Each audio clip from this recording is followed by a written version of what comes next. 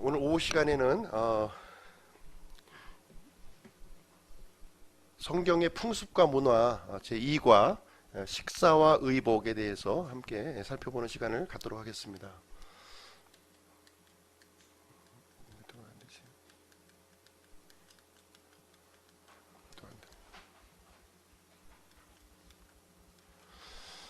식사와 먹는 것과 입는 것이죠. 먹는 것과 입는 것인데 우리 생활에서 가장 중요한 이제 필수품입니다. 가장 중요한 필수품이에요. 음식은 생존 목적을 위해서 이제 필요한 것이고요. 그리고 옷은 보호 목적으로 우리가 이제 입고 있습니다. 날씨, 추위, 비, 바람 등으로부터 보호하는 일을 지금 해주고 있습니다. 우리가 이제 이 세상에 올 때 얼마나 많은 것을 가지고 오고 얼마나 많은 것을 이제 가지고 갈 것인가, 그 부분에 대해서 한번 보시도록 하겠습니다. 확실한 것이 이제 나오고 있고요. 확실치 않은 것을 이제 디모데서에서 우리에게 알려주고 있는데요. 디모데전서 6장 7절 말씀 한번 보겠습니다.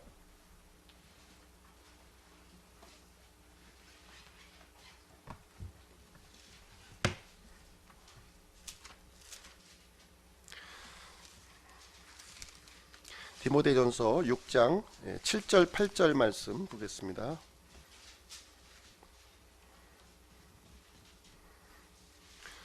같이 읽으시죠. 시작. 우리가 이 세상에 아무것도 가지고 오지 아니하였은즉 아무것도 가지고 가지 못할 것이 확실하니 먹을 것과 입을 것이 있은즉 우리가 그것으로 만족할 것이니라. 확실한 것을 성경에서 우리에게 알려주고 있는데요. 무엇이냐면 우리가 이 세상에 올 때 가지고 온 것은 하나도 없다는 겁니다. 마찬가지로 우리가 이 세상을 떠날 때에도 가지고 갈 것은 하나도 없다는 것이 성경에서 확실한 내용을 우리에게 알려주고 있습니다.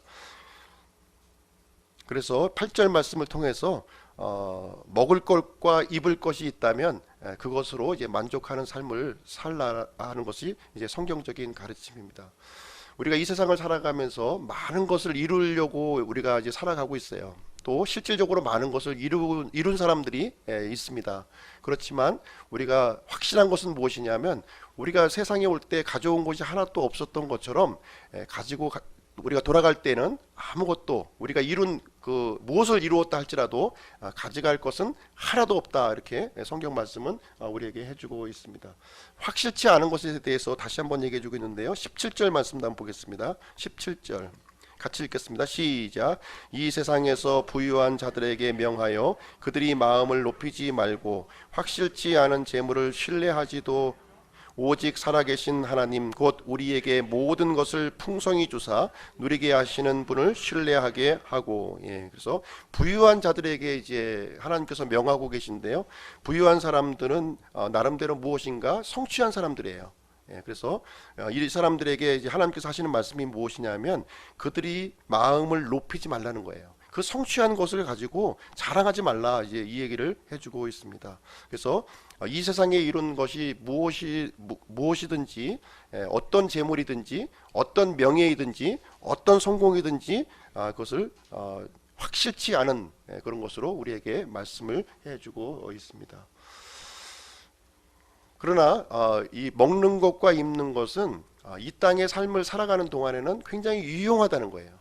우리가 숨을 쉬고 있는 동안에만큼은 굉장히 유효한 것이다 하는 것을 얘기해 주고 있습니다. 불가분의 관계를 갖고 있고요. 그렇다면 성경 시대의 사람들은 이 먹을 것과 입을 것을 어떻게 했는가, 그 부분에 대해서 한번 보도록 하겠습니다. 오늘날 우리가 살고 있는 이 시대는 사실 이제 먹기 위해서 산다 해도 이제 과언이 아니에요. 굉장히 다양한 음식들이 이렇게 많이 있고요. 다양한 의복들이 우리를 이제 기다리고 있습니다.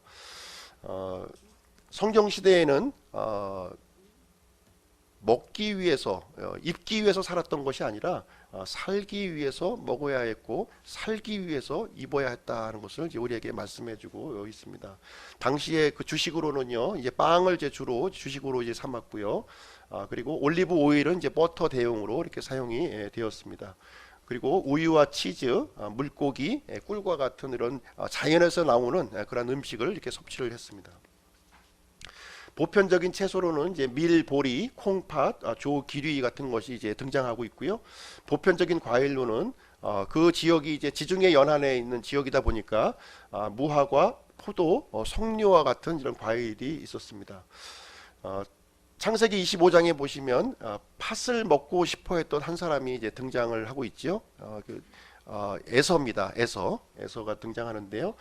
팥죽 한 그릇과 이 장자권을 바꾼 사람이에요. 참 어떻게 보면 그 어이가 없는 일이지만 에서는 이 팥죽 한 그릇과 자신의 장자권을 이제 바꾸는 결정을 했습니다. 에서와 이 야곱은 이 두 종류의 민족을 우리에게 말씀해주고 있는 거죠. 각 개인을 얘기해주고 있는 것이 아니라 두 종류의 민족이다 이렇게 우리에게 얘기해주고 있는데요. 에서는 땅의 복을 이렇게 추구하는 사람들을 이제 대표하고 있고요. 야곱은 하늘의 복을 이렇게 추구하는 대표적인 인물로 우리에게 소개를 해주고 있는 것입니다. 하나님께서 여기에서 이제 우리에게 주시는 메시지는 뭐냐면 있다가 없어져 버릴 이 확실치 않은 것에 우리 마음을 두지 말고 영원한 것, 하늘의 복에 우리에게 맞추어서 살아가야 될 것, 그 메시지를 우리에게 이 에서와 야곱 이 두 사람을 통해서 우리에게 알려주는 말씀이 되겠습니다. 음식의 종류를 이렇게 보시면요, 빵과 더불어서 볶은 곡식을 또 이렇게 사용했던 모습을 우리는 볼 수가 있습니다. 그래서 마태복음 6장 11절에 보시면 예수님께서도 일용할 빵을 위해서 기도할 것을 우리에게 가르쳐주고 계십니다. 성경 시대에 이 빵이 이제 주식이었어요. 이 빵이 없으면 생존할 수가 없는 그런 시대였습니다. 그래서 예수님께서 나는 생명의 빵이다 이런 말씀을 하셨을 때 그 당시에 성경 시대에 살았던 사람들은 이것을 실감 있게 이 내용을 이제 받아들였던 거예요. 빵을 먹지 않으면 죽는다는 마음을 가지고 있었습니다. 두 종류의 빵이 이제 있었는데요. 밀빵과 보리빵이 이제 있었습니다. 이제 밀빵, 고운 입자로 된 이 밀빵은 주로 이제 부유한 사람들의 이런 식사 대용으로 사용이 되어졌고요. 이 보리빵은 가난한 사람이 주로 이제 이 보리빵을 이제 먹었습니다. 그리고 쿠키, 덩어리빵, 화덕에 구운 납작한 빵 이런 식으로 성경에 이제 이 빵의 종류가 등장하고 있는데요. 여기 보시면 뭐 정확하게 이 모습은 아니겠지만 이렇게 화덕에 구운 납작한 빵의 형태, 또 덩어리빵, 쿠키 종류의 빵이 이제 이렇게 그들이 먹었던 것을 우리는 성경 기록을 통해서 볼 수가 있습니다. 채소는 이제 콩팥이 나오고요. 또 이집트에서 먹었었던 오이, 수박, 부추, 양파, 마늘 이와 같은 것도 이제 성경에 등장을 하고 있습니다. 꿀도 이렇게 먹었는데요. 굉장히 꿀은 이제 귀한 음식이었죠. 평상시에 먹을 수 없는 귀한 음식이었습니다. 이런 야생 꿀이 이제 있었고요. 또 바위에 이렇게 나는 이런 꿀도 있었고, 짐승의 사체에서도 이제 꿀을 이제 이렇게 구할 수가 있었습니다. 젖과 이제 꿀이 흐르는 땅을 이제 가나안 땅으로 이렇게 표현을 하고 있는데, 사실 이 내용은 좀 이제 실제적인 그 이스라엘의 상태하고는 좀 이제 맞지 않는 내용이에요. 젖과 꿀이 흐르는 땅이라고 성경에 명시가 되어 있지만 이 가나안 땅은 젖과 꿀이 흐르지 않았고요. 굉장히 척박한 그런 땅이었습니다. 이 서편의 그 지중해 쪽 해안 쪽은 굉장히 좀 이렇게 많은 그 곡식들이 자라는 비옥한 땅으로 형성되어 있고요. 가운데 부분에는 이제 중앙 산지라고 해서 굉장히 산맥으로 이렇게 형성이 되어 있었습니다. 그리고 그 산맥 너머에서는 이런 광야와 같이 풀 한 폭이 자라지 않는 그런 사막 형태로 이렇게 구성이 되어 있어서 실질적으로 가나안 땅은 젖과 꿀이 흐르는 땅은 아니었습니다. 평야와 산지와 광야로 이렇게 되어 있는 그런 이 땅의 모습을 가지고 있습니다. 근데 젖과 꿀이 이제 번성하기 위해서는 가축이 번성해야 되고요, 꽃이 이렇게 번성을 해야 됩니다. 이 내용은 실질적으로 천년 왕국 때에 이렇게 성취가 되는 것으로 이렇게 나타나 있습니다. 그런데 왜 하나님께서 가나안 땅을 젖과 꿀이 흐르는 땅으로 이렇게 말씀하셨을까 하는 부분입니다. 이것은 하나님께서는 영적인 복과 영적인 풍요를 우리에게 말씀해 주시고 있는 거예요. 물질적인 풍요와 이런 그 번영을 얘기해주고 있는 것이 아니라 영적인 풍요, 이것을 우리에게 말씀을 해주고 있는 것입니다. 이 척박한 땅임에도 불구하고 하나님의 약속이 있기 때문에 하나님을 신뢰하고 하나님을 섬겼을 때에는 하나님께서 이 그 풍요로운 그런 것들을 우리에게 약속으로 주신다 하는 내용을 가지고 있습니다. 그래서 이 내용은 이제 천년왕국 때 이제 성취가 이루어지게 됩니다. 과일을 이제 보시면 이렇게 무화과와 포도, 올리브, 석류와 같은 것이 이렇게 자생했습니다. 그림의 모습을 보시고요.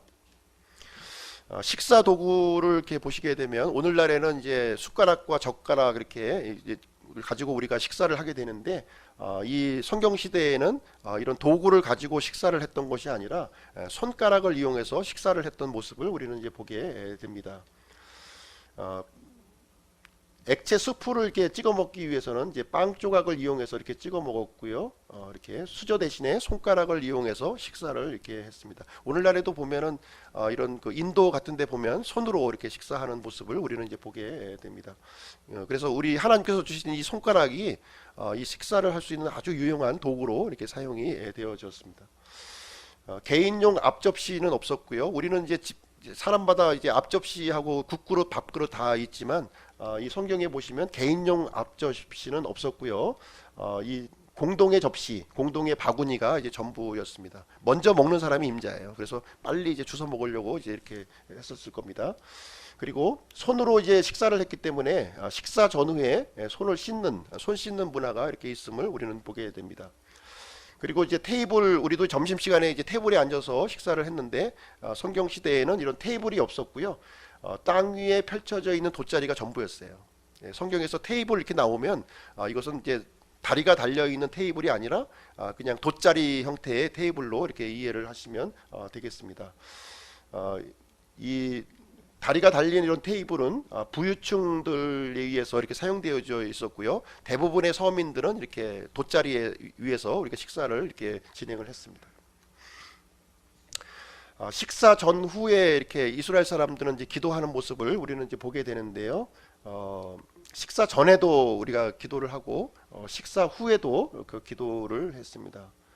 기도하는 이유가 이제 신명기 8장 10절을 한번 보겠습니다. 신명기 8장 10절.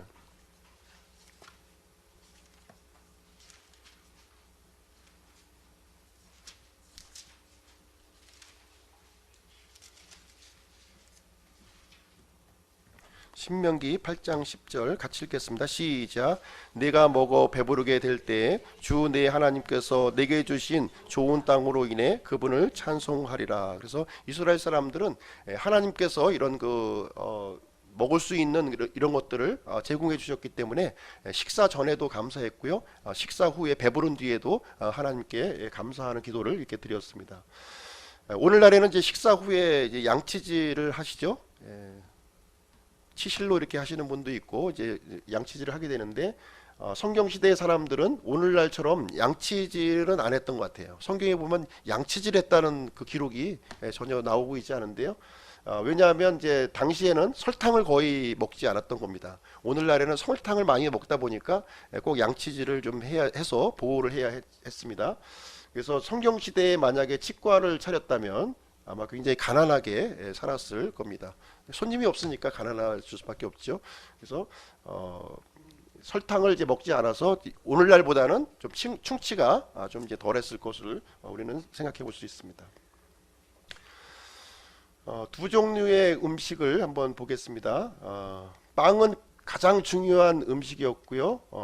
빵 없이 살 수 없었고 육체적인 생명을 우리가 유지하기 위해서는 반드시 이제 빵을 먹어야 했습니다. 예수님께서 요한복음 6장 35절에 보면 나는 생명의 빵이다 이렇게 말씀을 해주셨는데 또 다른 종류의 빵을 이제 말씀을 해주셨습니다. 빵은 육체의 배고픔을 해결하고 육체의 생명을 유지하는 데 반면에 예수 그리스도는 영적인 배고픔을 해결하시는 분으로 우리를 소개를 해주고 있습니다. 그래서 하나님의 말씀을 또 다른 음식으로 우리에게 이제 알려주고 있고요. 하나님의 말씀은 영원한 생명과 영적인 풍요로움을 우리에게 제공해 주시는 하나님의 음식임을 우리에게 말씀해주고 있습니다. 자, 하나님의 말씀이 이제 또 다른 종류의 빵인데요. 예수님께서 이제 마귀에게 시험 받으실 때 사람이 빵으로만 살 것이 아니요 하나님의 입에서 나오는 모든 말씀으로 살 것이니라 이렇게 말씀하셔서 육체의 빵, 육체의 음식인 빵보다 더 중요한 것을 우리에게 말씀을 해 주셨습니다.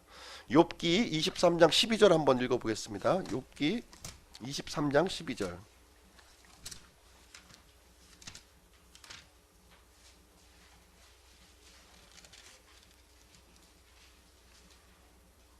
욥기 23장 12절 같이 읽겠습니다. 시작. 내가 그분의 입술의 명령에서 돌이키지 아니하고 내게 필요한 음식보다 그분의 입의 말씀들을 더 귀히 여겼도다. 이 욥기서는 가장 오래된 성경책입니다. 가장 오래된 성경책. 이 욥이 이제 육신의 양식보다 하나님의 말씀을, 영적인 양식인 하나님의 말씀을 더 귀히 여겼다는 내용이 여기에 기록이 되어 있습니다. 우리가 육체적으로 건강하면서도 우리가 굶주릴 수가 있는 것이죠. 제대로 소화하지 못하면 건강한 삶을 우리가 살 수가 없습니다. 영적인 건강도 우리가 마찬가지예요. 하나님의 말씀을 많이 섭취했음에도 불구하고 영적인 이런 그 굶주림 속에 살고 있는 사람들이 이제 많이 있습니다.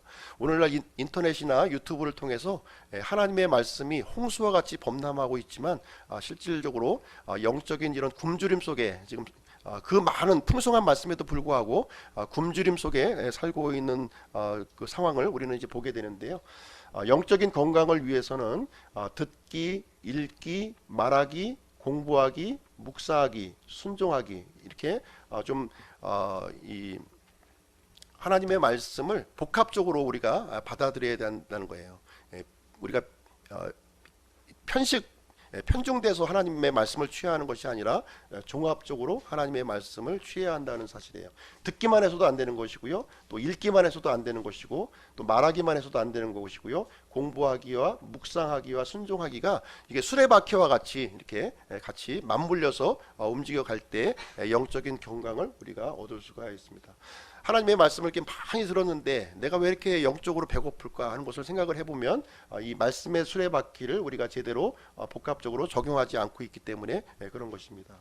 그래서 영적으로 소화시켰을 때에 하나님의 말씀을 우리는 영적인 건강을 우리는 얻을 수가 있는 것입니다. 야고보서 1장 말씀 가서 읽어보겠습니다. 야고보서 1장.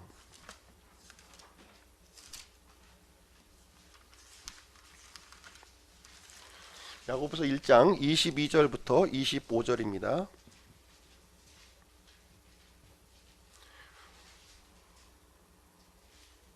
같이 읽겠습니다. 시작. 오직 너희는 말씀을 행하는 자가 되고 듣기만 하여 너희 자신을 속이는 자가 되지 말라. 누구든지 말씀을 듣고 행하지 아니하는 자는 거울로 자기의 본래 얼굴을 들여다보는 사람과 같으니라. 그는 자기를 바라보고 자기 길로 가서 자기가 어떤 사람인지 즉시 잊어버리거니와 누구든지 자유롭게 하는 완전한 법을 들여다보며 그 안에 거하는 자는 듣고 잊어버리는 자가 아니요 그 일을 행하는 자니 이 사람은 자기가 행하는 일에서 복을 받으리라. 하나님의 말씀은 우리가 거울로 이제 비교를 하고 있죠. 하나님의 말씀은 거울입니다. 우리가 거울을 보고서 우리 자신의 이제 잘못된 모습을 우리는 이제 보게 될 것입니다. 근데 거울을 보고서 그냥 이제 잊어버리는 것이 아니라 잘못된 모습을 보았다면 그 잘못된 모습을 수정하라는 거예요. 수정해야 되는 거예요. 잘못한 것만 알고만 있어서는 안 된다는 겁니다. 잘못한 것을 발견했다면 즉시로 수정을 해야 우리는 영적인 건강을 얻을 수 있다고 하는 사실입니다. 하나님의 말씀을 이제 다양한 표현을 해주고 있어요. 성경 기록에 보면 우유, 고기, 빵, 또 물, 꿀, 사과와 같은 표현을 성경에서 우리 하고 있는 모습을 보게 됩니다. 이 우유는요 가장 기초적인 음식이에요. 우리가 영적으로 처음 태어난 사람, 갓 태어난 사람들이 먹는 내용이 되겠습니다. 그리고 고기는 좀 더 성숙한 사람, 영적으로 성숙한 사람이 먹는 음식이에요. 단단한 음식입니다. 그리고 빵은 매일 먹어야 되는 음식이에요. 매일같이 우리 습득해야 되는 음식입니다. 그리고 물은 매일의 음료입니다. 매일같이 우리가 물을 이제 섭취를 해야 되는 거죠. 그리고 꿀은 맛있는 음식, 영양가 있는 음식을 얘기를 해주고 있는 것입니다. 그리고 사과는 건강한 음식을 우리에게 얘기를 해주고 있습니다. 그래서 이러한 비유를 통해서 영적인 음식을 우리에게 알려주고 있는 내용이 되겠습니다. 두 번째로 이제 옷에 대해서 한번 보시도록 하겠습니다. 옷에 대해서 옷감을 만드는 이제 재료인데요. 옷감에 만드는 재료를 보면 첫 번째로 양털을 이제 가지고 옷을 만들었습니다. 주로 이제 평민들이 입는 옷은 양털을 가진 옷으로 이렇게 했고요. 이 양털은 옷을 만들기 위한 굉장히 중요한 재료로 이제 사용되어져 있기 때문에 국가 간의 중요한 조공물, 이제 승리한 국가에게 이 패배한 국가는 이제 조공물로 이렇게 바치는 일을 했습니다. 양 한 마리가 보통 이제 털을 이제 깎게 되면 한 1kg 정도의 양이 이제 나온다고 합니다. 그래서 이 양털 깎기 행사가 굉장히 중요한 행사가 이제 됐는데요. 보통 초여름에 이렇게 이루어졌습니다. 양털 깎기 행사와 관련돼서 성경에 나와 있는 그 이야기가 나오는데 첫 번째 이야기가 뭐냐면 나발의 이야기예요. 나발의 이야기. 이 다윗 왕이 되기 전이죠. 이제 사울로부터 이렇게 쫓김을 이제 당했을 때 이 다윗이 나발이라고 하는 이 사람의 집으로 이제 찾아가는 장면이 여기에 기록이 되어 있습니다. 이 다윗은 나발이 굉장히 부유한 사람이었고요, 굉장히 많은 양을 이제 키우는 사람이었는데 이 다윗은 이 나발의 재산을 이렇게 지켜주었던 거예요. 이 늑대로부터 이렇게 양들을 이제 지켜주는 일을 이렇게 했습니다. 그래서 다윗으로부터 이렇게 쫓김 받았을 때 이 나발에게 구원을 요청하는 이야기가 여기에 기록이 되어 있습니다. 그랬을 때 이 나발이 이 다윗의 구원 요청에 대해서 뭐라고 얘기하냐면, 다윗이 누구냐, 이새의 아들이 누구냐, 주인에서 요즘에 주인집에서 쫓겨난 그 종이 있다는데 그 다윗이 누구냐, 이렇게 얘기를 하면서 문전박대하는 내용이 여기에 기록이 되어 있습니다. 그때 그 배경이 양털 깎기를 하는 그러한 시즌이었다는 거예요. 이 양털 깎기 할 때는 굉장히 큰 행사였고 거기에 먹을 것이 굉장히 많았던 거예요. 그 다음에 압살롬의 이야기에서도 양털 깎기 그 내용이 나오고 있는데요. 압살롬의 누이 동생 누구죠? 압살롬의 누이 동생 다말, 다말이라고 하는 누이 동생이 있는데 다말이 아주 그 예쁜 그런 동생이었어요. 근데 이 예쁜 동생을 탐하는 사람이 있었는데 누구냐면 압살롬의 이복형인 암논이라고 하는 형이 이 그 누이 동생을 아주 못된 짓을 여기에 이제 하게 된 거예요. 그래서 그때 이제 압살롬은 누이 동생이 행한 이 악한 일을 이렇게 지켜보고서 바로 대응하지 않고 2년을 기다립니다. 복수하기 위해서 2년을 기다려요. 2년 뒤에 양털 깎기 행사에 이 압살롬을 이렇게 초대를 해서요, 압살롬을 거기에서 죽이는 일을 이제 하는 장면이 이 사무엘 하 거기에 이제 기록이 되어 있습니다. 그리고 이제 창세기 38장에도 보면 이 양털 깎기 행사가 또 이제 등장하고 있는데요. 38장은 이 야곱의 12아들 중에서 유다에 관련된 그 내용입니다. 유다에 관련된 내용인데 유다가 이제 어떤 여인하고 이제 결혼을 하게 돼요. 그래서 첫째 아들, 둘째 아들, 셋째 아들을 이렇게 보게 되는데 이 그 첫째 아들에게 이제 며느리감을 하나 이제 구해주는데, 며느리의 이름이 누구냐면 누구죠? 다말이라고 하는 이제 며느리를 이제 구해주게 됩니다. 근데 이 그 첫째 아들이 굉장히 악한 그 아이였기 때문에 하나님께서 이제 죽여요. 그러니까 형사 취수 제도에 의해서 동생이 이제 형의 씨를 이제 잇기 위해서 동생이 이제 이 다말이 결혼을 하는 장면이 거기에 기록이 되어 있습니다. 이 동생도 역시 이제 하나님에 의해서 죽임을 이제 받게 되고, 그래서 이제 셋째 아들과 이제 다말이 이제 결혼할 수 있는 그런 상황에 놓이게 되었어요. 그래서 유다가 생각할 때 잘못하면 이제 셋째 아들까지 이제 죽어서 대가 끊길 수 있는 그런 상황이 이제 된 거예요. 그래서 좀 셋째 아들이 너무 어리니까 좀 이제 친정집에 가서 나중에 장성한 다음에 이 아들을 주겠다 이렇게 약속을 하게 됩니다. 그러는 와중에 이제 유다의 부인이 죽어요.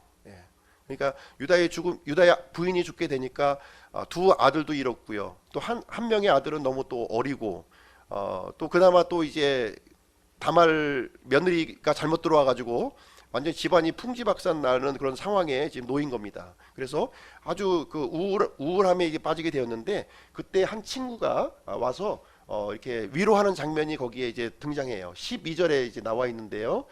지금 너무 상심하지 말고 우리 기분 전환을 한번 가자.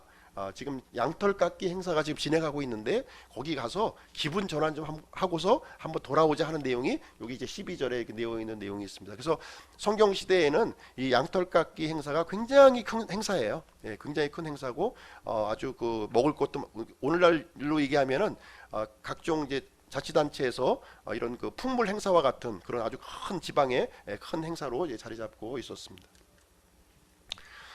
두 번째 옷감의 재료가 이제 어떤 재료가 있냐면요. 아마가 있었던 거예요. 아마. 예, 삼인데요. 이것은 이제 보통 상류층이 이 옷을 이제 주로 입었습니다. 굉장히 귀했고요. 이 세마포 이 아마가 이제 이렇게 되어 있고요. 꽃은 이렇게 보라색 꽃이 피고 말리게 되면 이런 모습을 이제 가지고 있습니다. 그래서 보면 이 아마를 지붕 위에서 이렇게 말렸던 거예요. 지붕 위에. 당시 성경 시대에는 이 지붕이 좀 이렇게 평평하게 이렇게 형성되어 있었기 때문에 잘 말릴 수 있었습니다. 여호수아 2장 6절에 가서 보시면 이제 두 명의 정탐꾼 이야기가 이제 거기 등장하고 있는데 그때 이제 라합이라고 하는 이 창녀의 집에 이제 들어가게 되죠. 그래서 이 창녀는 두 명의 정탐꾼을 이제 숨겨주는 장소가 어디냐? 바로 이 아마를 이렇게 말리던 그 장소 거기에다가 이 두 명의 정탐꾼을 숨겨주는 장면이 거기에 있습니다. 여호수아 2장 6절 한번 가서 읽어보겠습니다. 여호수아 2장 6절.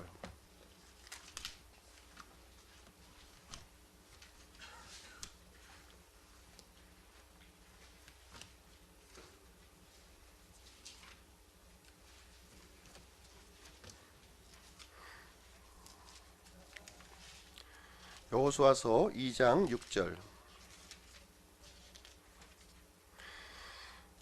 같이 한번 읽어보시죠. 시작. 그러나 그녀가 이미 그들을 데리고 올라가 자기가 이미 지붕에 가지런히 쌓아놓은 아마줄기로 그들을 숨겼더라. 그래서 두 명의 정탐꾼을 아마줄기에 이렇게 숨긴 장면이 나와 있습니다. 그래서 이 아마줄기는 이렇게 세마포를 만들기 위해서 이렇게 말리는 한 것입니다. 이 아마 줄기는 이렇게 긴 줄기가 있었고요. 또 보면은 이렇게 좀 잘라진 줄기가 또 있었던 거예요. 잘라진 줄기. 긴 줄기는 이렇게 섬유를 이렇게 뽑는 데 사용했고 또 짧은 줄기는 올리브 램프의 심지로 이렇게 사용을 했습니다. 그래서 마태복음 12장을 한번 가서 보시겠습니다. 마태복음 12장. 굉장히 유명한 말씀인데요.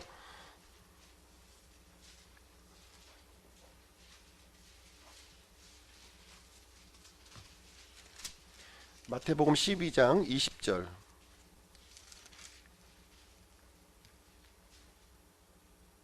네, 같이 읽겠습니다. 시작. 그는 상한 갈대를 꺾지 아니하며 연기 나는 심지를 끄지 아니하기를 판단의 공의를 보내어 승리에 이르게 할 때까지 하리니. 여기서 연기 나는 심지가 바로 이제 아마줄기, 짧은 아마줄기로 이제 올리브 램프의 그 심지로 이렇게 사용을 했었습니다. 여기 보시면 이제 옷감을 이제 짜는 이제 배틀이 이제 나오고 있는데요. 이렇게 물레 아시죠? 물레 다 이제 보신 분 있나요? 물레. 그냥 알기만 하시죠? 알기만. 물레 실패가 나오고요. 그 다음에 가락이 이렇게 나오고 있습니다. 이쪽이 물레 실패고요. 이쪽이 가락이 되겠습니다. 이걸 가지고 이제 실을 이제 뽑는 그런 장면 모습인데요. 요 내용이 이제 잠언 31장에 보시면 나와 있습니다. 현숙한 여인에게 나와 있는데 한번 요 내용을 한번 보겠습니다. 잠언 31장.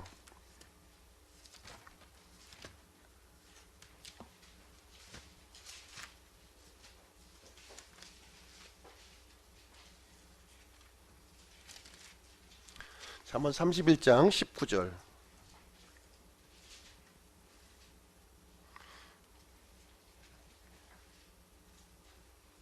네, 같이 읽겠습니다. 시작. 자기 손을 물레 가락에 대고 손으로 물레 실패를 잡으며. 그래서 물레와 가락과 실패가 여기에 등장하고 있습니다. 요 내용을 지금 이제 현숙한 여인이 이제 호롱불을 켜고 그 올리브 램프를 이렇게 켜고서 실을 이제 뽑는 장면이 이제 이 모습을 연상을 하시면 될 것 같습니다. 이 배틀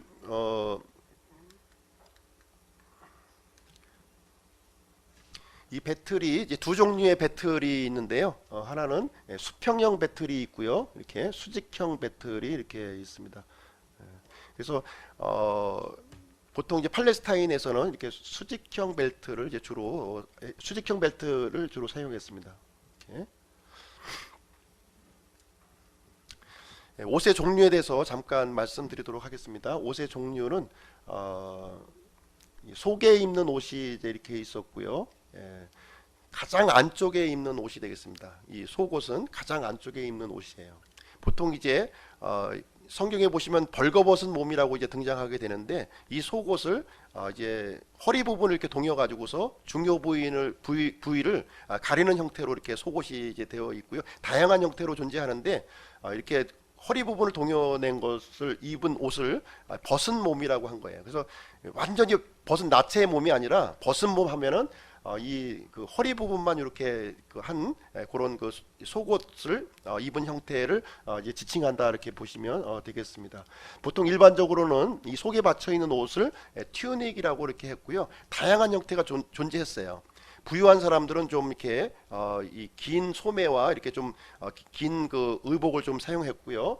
가난한 사람들은 이렇게 짧은 아주 그냥 그 중요 부위만 가릴 정도의 그런 부분만 이렇게 다양하게 이렇게 사용을 했습니다.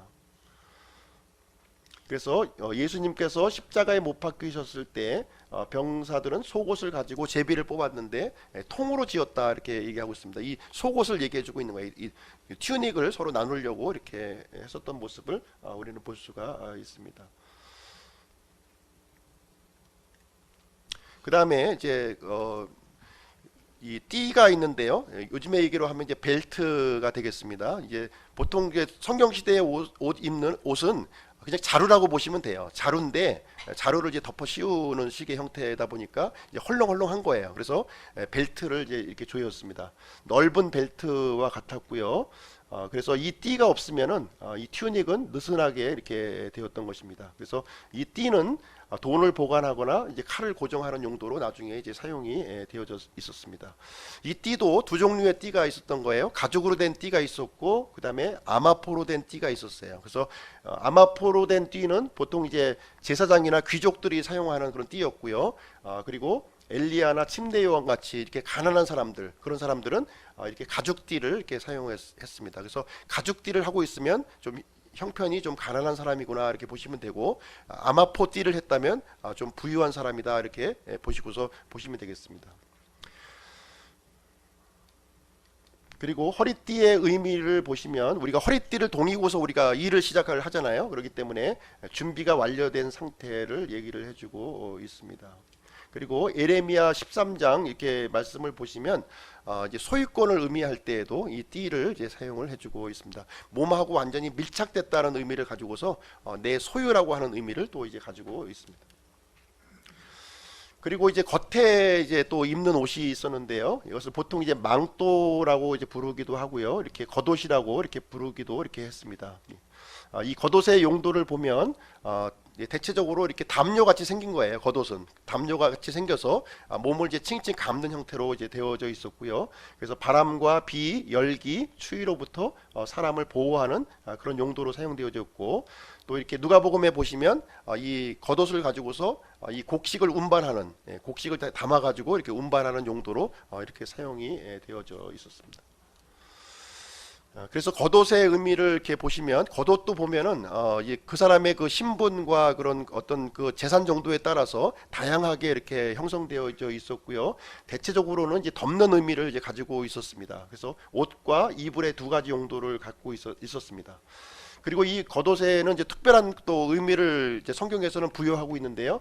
룻기의 기록을 보시게 되면 이 룻이, 모압 여인 룻이 보아스의 겉옷자락 안으로 이렇게 들어가는 장면이 거기에 기록이 되어 있어요.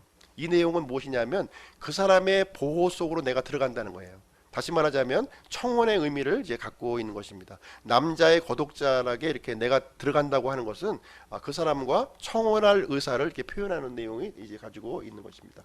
그리고 이 그 겉옷은 사회적 신분과 권위를 또 이제 표현을 해주고 있는 것입니다. 예를 들면은 요나단이 다윗에게 이 겉옷을 이렇게 벗어주는 장면이 여기에 기록이 되어 있어요. 사무엘상에 보시면. 그래서 자신의 이 권위와 신분을 이 다윗에게 양도한다는 의미를 여기에서 포함하고 있는 것입니다. 그리고 엘리야가 이제 하늘로 승천하기 전에 엘리사에게 자신의 겉옷을 이렇게 남겨주게 됩니다. 이것도 역시 자신의 어떤 이런 권위를 엘리사에게 양도한다는 의미를 가지고 있습니다. 그리고 아론이 이제 제사장직을 이제 끝마치고 자신의 아들에게 제사장직을 양도할 때도 역시 겉옷을 벗어주는 장면이 민수기에 이렇게 기록이 되어 있습니다. 사도행전을 보시게 되면 이제 스테판을 이제 죽이려고 하는 그 많은 군중들이 이 돌을 이제 스테반에게 돌을 던져서 죽이고 나서 이 자신의 겉옷을 벗어가지고 사울 앞에, 젊은 사울 앞에 이렇게 발밑에 두는 장면이 여기에 이제 기록이 되어 있습니다. 이 내용은 무엇이냐면 그 사람의 권위에 내가 순종한다는 의미를 이제 가지고 있는 거예요. 그래서 이 스테반을 죽였던 그 많은 그 군중들은 사실 그 군중들을 지휘했던 사람들이 누구냐면 바로 사울이라고 하는 젊은이가 그 모든 내용을 이렇게 진행했구나 하는 사실을 우리가 알 수가 있습니다. 모든 주모자가 사울이 이렇게 지휘하에 이루어졌다고 하는 사실을 그 겉옷을 그 사울의 발밑에 놔둔다는 의미가 그런 의미를 우리에게 포함하고 있는 것이 되겠습니다. 그 다음에 이제 신발이 있는데요. 신발도 오늘날과 같이 이런 고급 운동화가 아니라 이제 샌들 같은 형태의 그 신발을 신었습니다. 나무나 이제 가죽에 이제 끈을 부착한 이런 일체형을 가지고 있었고요. 종들은 이마저도 신지 않았던 거예요. 맨발로 이렇게 다녔고요. 그렇지 않은 사람들은 이렇게 가죽이나 나무에 끈을 부착해서 이렇게 그 신발 끈을 이렇게 매는 형식으로 이렇게 신발을 신었습니다. 탕자의 비유를 보시게 되면 이제 아버지의 재산을 이제 탕진하고 돌아오는 탕자는 맨발로 돌아왔던 거예요. 종의 모습으로 아버지 집에 돌아오게 되었습니다. 그때 아버지는 이 돌아온 그 종의 모습으로 돌아온 이 아들에게 신발을 심켜주는 장면이 여기에 기록이 되어 있습니다. 그리고 침례 요한의 이제 고백을 통해서도 우리가 알 수 있는 것은 무엇이냐면 신들매도 내가 풀지 못한다 이런 뜻을 이제 얘기해주고 있는데요. 이것은 예수님의 종이라고 하는 표현이고요. 그리고 존경심의 표현으로 우리가 받아들이면 되겠습니다. 그래서 성경에 보시면 신발을 벗는 행위가 이제 좀 곳곳에 등장하고 있는데요. 슬픔을 표현할 때, 내가 아주 극도의 슬픔을 표현할 때 신발을 벗는 행위를 해주고 있습니다. 압살롬의 반역으로 이제 다윗이 이제 왕궁을 떠나서 이렇게 도망치는 장면이 있는데요. 그때 맨발로 이렇게 도망치는 장면이 있어요. 신발을 벗고. 그래서 자신의 슬픔을 이렇게 표현하는 방법을 신발을 벗는 것으로 이렇게 나타냈습니다. 그리고 모세나 여호수아가 이제 하나님을 만났을 때, 주의 천사를 만났을 때 자신의 이 더러움을 이렇게 제거하는 표현으로 지금 신발을 벗는 장면이 여기에 기록이 되어 있습니다. 그리고 룻기서를 보면은 소유권 이전의 그 의미를 또 가지고 있는데요. 친족 구속자가 나옵니다. 룻기서에 보면은 보아스가 이제 친족 구속자로 이제 나서게 되는데 보아스보다 더 가까운 친족이 있었던 거예요. 그래서 보아스는 그 더 가까운 친족에게 자신의 이 권리를 양도하는 게 아니죠. 우선권을 먼저 주는 장면이 이제 거기에 기록이 되어 있습니다. 근데 가까운 친족이 자신의 권리를 이제 포기하는 장면이 나오게 되는데요. 그때 신발을 벗어서 보아스에게 주는 장면이 있는 거예요. 그 성에 있는 장로들 앞에서 신발을 벗어서 이렇게 줌으로 인해서 자신의 이 소유권, 자기가 취득해야 될 이 친족 구속권을 보아스에게 양도하는 장면이 신발을 벗는 장면으로 여기에 나타나 있습니다. 성경에 보시면 남자와 여자의 그 차이를 의복을 통해서 분명하게 구별을 해주고 있는 내용을 우리에게 알려주고 있습니다. 남자의 옷보다는요 여자의 옷은 좀 더 정교하고 장식적이었고요.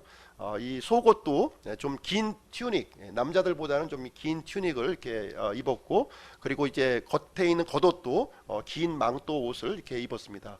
그리고 외출할 때에는 종종 이렇게 베일, 자신의 이 머리를 이렇게 감출 수 있는 이런 베일을 착용하고 했습니다.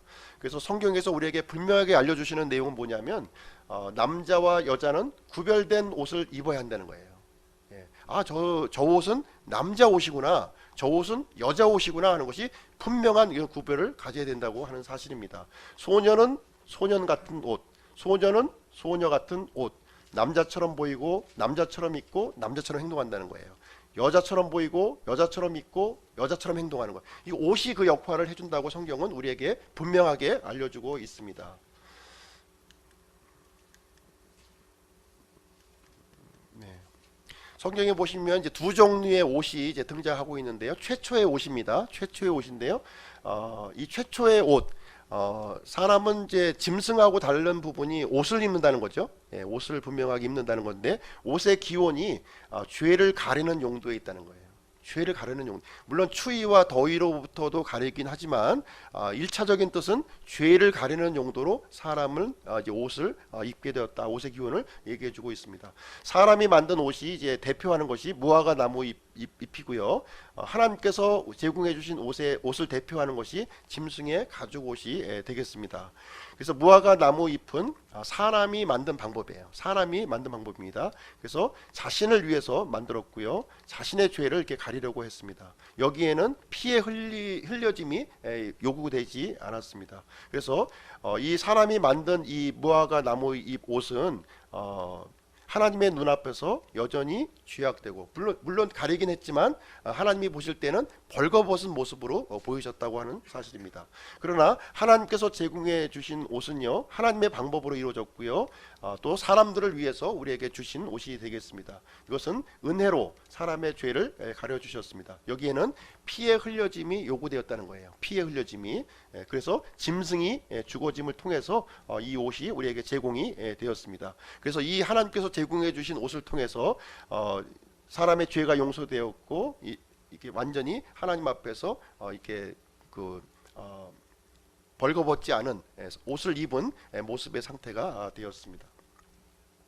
그래서 사람이 만든 옷은 아무리 화려하고 아무리 좋은 옷이라 할지라도 더러운 누더기요 잎사귀라고 우리에게 얘기를 해주고 있습니다. 그리고 하나님께서 제공하신 옷은 희고 고운 아마포의 옷이요 예수 그리스도께서 피를 흘려서 우리에게 제공해 주신 옷임을 우리에게 말씀을 해주고 있습니다. 그래서 하나님께서 제공해 주신 옷을 입지 않은 사람들은 하나님 앞에서 벌거벗은 채로 다 모든 것이 드러나게 된다고 우리에게 알려주고 있는 것입니다. 자, 복장 규정에 대해서 잠깐 좀 말씀을 드리도록 하겠습니다. 자세한 내용은 우리 드레스 코드 지금 낙스까지 지은 소책자 있죠? 그것 참고를 해주시고요. 간단한 규정을 좀 말씀드리도록 하겠습니다.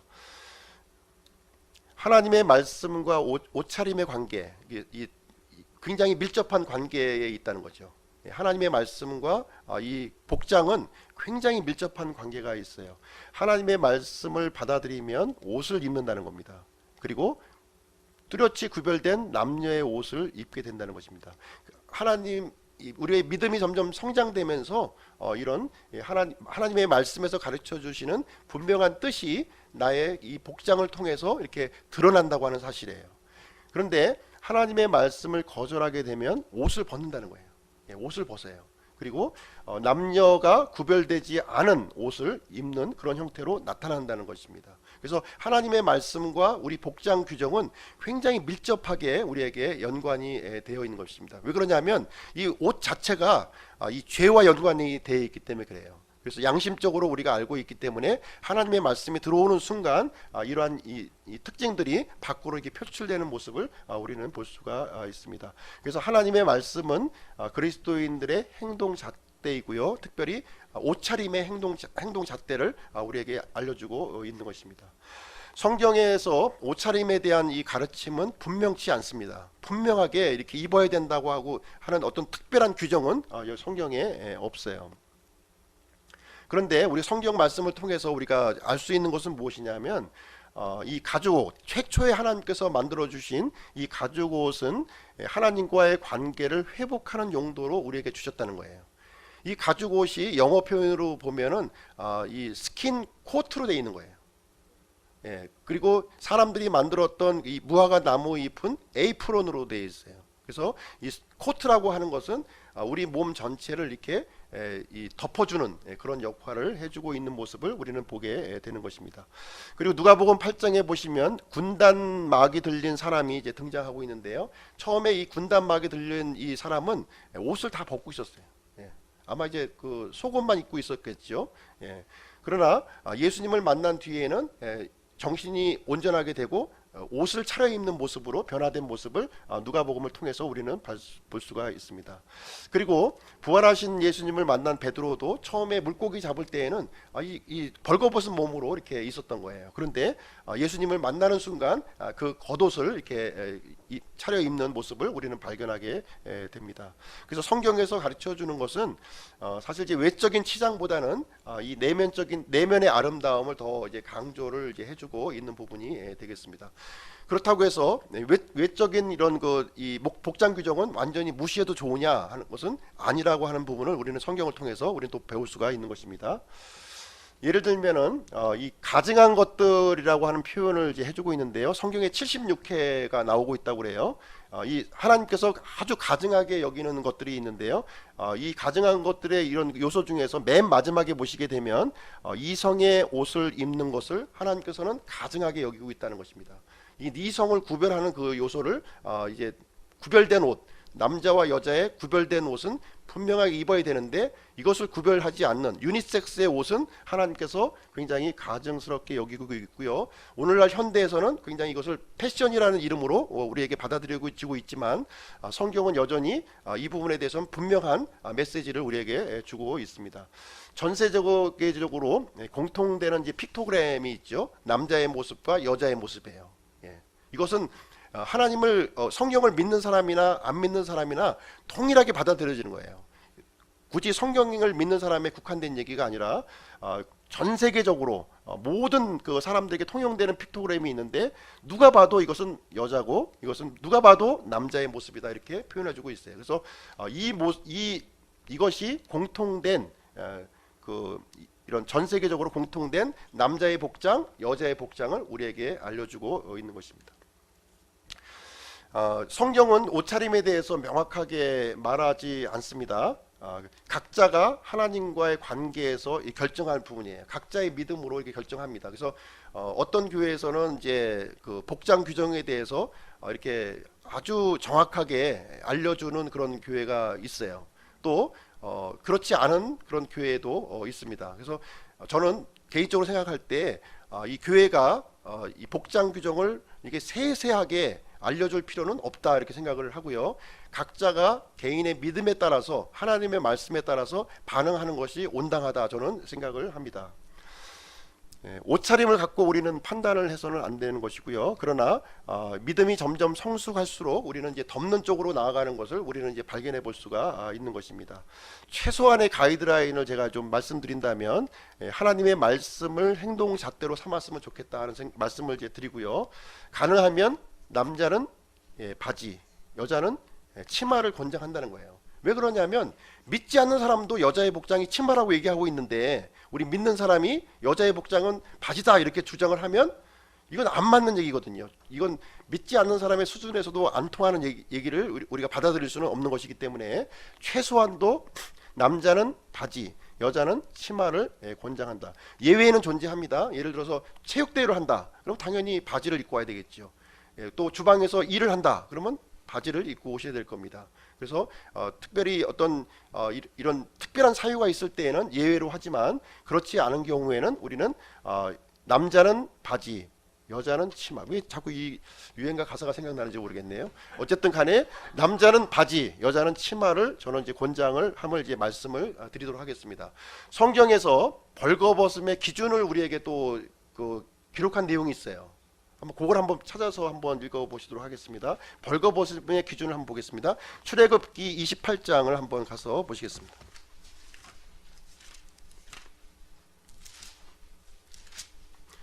출애굽기 28장 42절.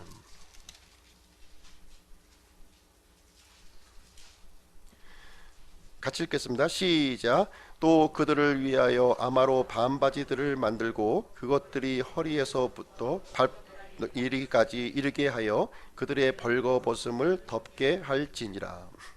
요즘에 이제 꿀벅지라는 얘기 많이 뭐 요즘은 안 나오는 것 같은데 이전에 좀 많이 나왔던 것 같습니다. 성경에서 벌거벗음에 대한 기준을 분명히 넓적다리로 우리에게 알려주고 있습니다. 벌거벗음을 면한다면 최소한도의 기준이 이 넓적다리는 덮어야 된다는 거예요. 예. 그래서 여자가 치마를 입는 것으로 권장을 한다면 치마를 입는 그 규정을 또 정하는 교회가 굉장히 많아요. 어떤 보수적인 교회는 발목까지 내려와야만 되고요. 그렇지 않으면 그 교회 입장이 안 되는 겁니다. 입장이 안 돼요. 저 같은 경우는 거기까지는 적용을 제가 말씀을 못 드리겠고, 최소한도 하나님께서 보실 때 벌거벗음은 우리가 면할 수 있는 정도, 그러니까 최소한도 무릎은 덮어야 되지 않느냐 하는 부분을 제가 말씀을 드리는 것입니다. 그리고 어쨌든 이것을 통해서 우리가 구원받는 게 아니기 때문에 외면보다는 내면의 단장에 더 우리가 힘을 써야 될 것을 우리가 말씀을 드립니다. 바지 입었다고 구원 못 받는 거 아니고요. 바지 입었다고 하나님 말씀 못 믿는 게 아닙니다. 그러나 최소한도 우리가 하나님의 말씀이 우리 안에 들어와 있고 하나님의 말씀을 존중하는 마음이 있다면 최소한의 그런 이 표현이 우리 밖으로 드러나야 될 것을 우리에게 말씀해 주고 있습니다.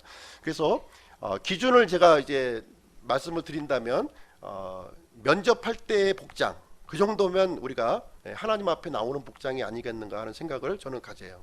내가 어느 회사에 취직하기 위해서 내가 면접하러 갔을 때 그 복장이 하나님 앞에 나오는 정도의 최소한의 복장이 아니겠는가. 우리가 대통령을 만날 수도 있고요. 우리가 또 굉장히 중요한 사람을 만날 수도 있고요. 장래에 우리 배우작감의 그 부모를 만날 수도 있을 텐데 그때는 좀 특별한 옷을 좀 입겠죠. 매 예배 때마다 처음 보는 자리 또 어떤 내 배우작감의 부모를 만나는 그런 자리를 연상하라는 말씀은 아니고요. 그러나 최소한도 어떤 회사에 내가 들어가고자 할 때 내가 좋은 모습을 이제 보이잖아요.